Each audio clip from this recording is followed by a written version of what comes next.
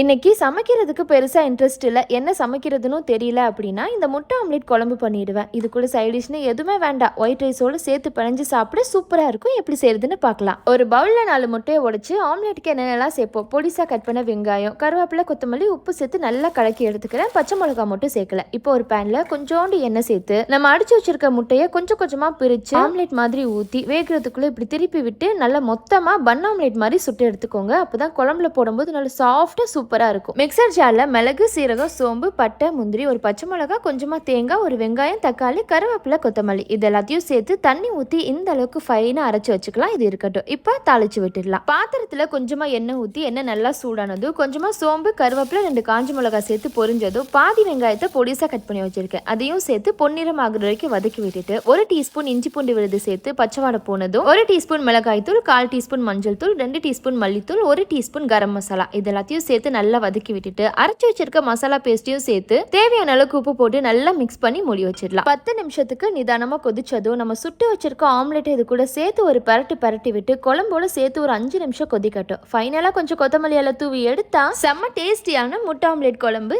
தயார். சோறோட பிணைஞ்சு சாப்பிட சூப்பரா இருக்கும். ட்ரை பண்ணுங்க. வீடியோ பிடிச்சிருந்தா share dining like and subscribe பண்ணிக்கோங்க. பாய்.